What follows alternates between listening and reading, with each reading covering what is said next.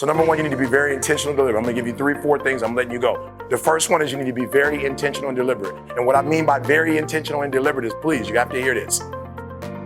I believe in rugby that both teams are professionals, correct? Listen to me, both teams are professional. Both guys have, started young and are all physically able to play the game. But what happens is you have one team that's good in spurts. You have another team that's dominant. Come on, hear what I'm telling you. When I say I need you to be intentional and deliberate, hear me, I want to paint the picture. You have one team that has the ability to score. They have the ability to do well. They have the ability to score on the opponent. What their challenge is that they can't do it, they can't sustain it. The teams that are dominant, all black, dominant, because they can do it from beginning to end, right? Listen to me, and they can do it team after team after team, right? They can do it over and over and over. They dominate because they put pressure on you from the time you start to the very end.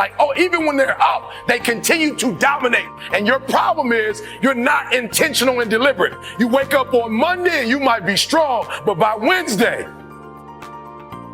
somebody told me, E.T., it's Wednesday, it's hump day. I said, I thought every day was hump day. It's hump day. I thought Sunday was hump day. I thought Sunday is where you really get started. Are you hearing what I'm telling you? You're not intentional and deliberate. You are hoping that the best is gonna happen to you, and the best never happens to you. Listen to me very closely. As a Christian, I remember going to God and crying out and saying, I'm doing all the right stuff. I'm doing all the right stuff. I'm not hurting nobody. I'm finding folks' wallet, and I'm finding a way to get their wallet back. I'm not disrespecting females. I'm trying to do all the right stuff. Why am I broke? And God said, being a good person, son, has nothing to do with making money. That's absolutely, you're a good person, and you're going to be rewarded for that. Ask CJ, I can lose my computer, and somebody's going to send it back to me. I lose stuff all the time. I'm like, all right, I'm not gonna lose people, but I'll lose stuff. It's not that deep. Listen to me, I'll leave money not even in a wallet, just money sitting there. And I'll come back and somebody say, did you lose some money? I'm like, it didn't even have my name on it.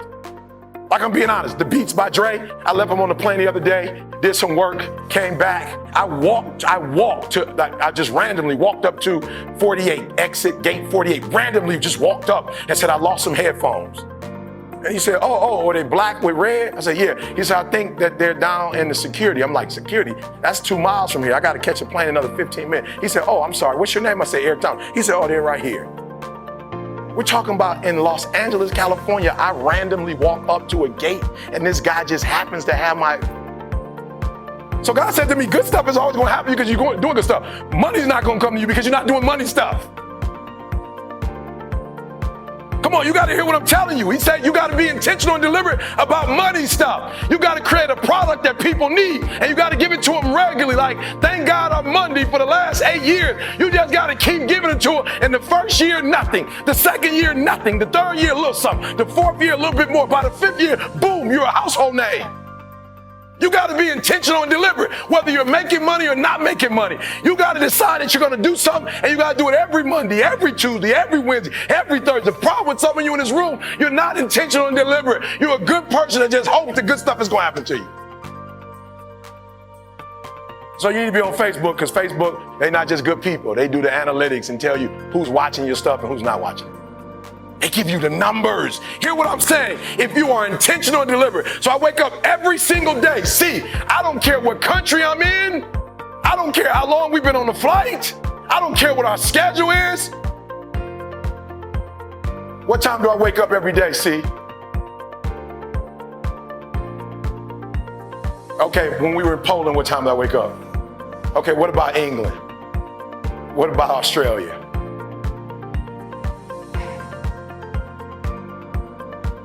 Are you hearing what I'm saying? I'm intentional and deliberate. I don't care what time zone we on. I just sent my family the time. I'm in New Zealand. I'm looking at what time it is at home and said yesterday. I said yesterday. I like this. I need to be a betting man. I said it's yesterday? -18 hours. I'm still getting up at the exact same time. CJ, did we work out since we've been here? We just finished working out. How long did I run on the treadmill? Nothing changes. Nothing changes, guys. I'm very intentional. And some of you could be you'd be so much better if you just didn't leave things a chance. Eric, what are you saying? I thought you were a man of faith. I am. Faith without works is dead. They kind of go together. Faith works. Not one of them by themselves don't work magically. You can't work your way to it. You can't faith your way to it. It's a beautiful blend of faith. I believe the plane is going to land in Australia, but I still got to get on it. No faith. I believe that people are going to show up. Like we're taking a chance. We don't know if people are going to register and come. We're here. We're in Melbourne. We're in Brisbane. We're in Perth. We're in Sydney. We don't know that people are going. I brought my wife. If I crash with my wife, that's it for her leg. Are you hearing what I'm telling you? So faith is great. We believe we're going to get here. We believe things are going to work out. But I still got to get on the plane. I still got to land. I still got to work out. I still got to do TGIM. We still got to do the podcast. Like nothing changes because I'm in a different country and I'm in today or tomorrow. I'm literally in tomorrow right now. Need you to write this down.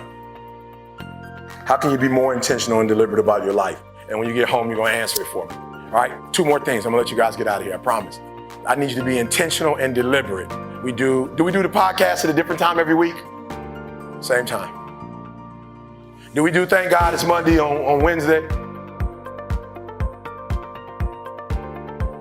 Do I as a preacher, do I have my services on Thursday? Same thing every. Come on, guys. I'm not trying to make this deep. I'm trying to make this as simple as I can. When you leave this room, you're going to go to a whole nother level. A year from now, 2 years from now, 3 years from now, Denzel walked in and said, 16 seconds.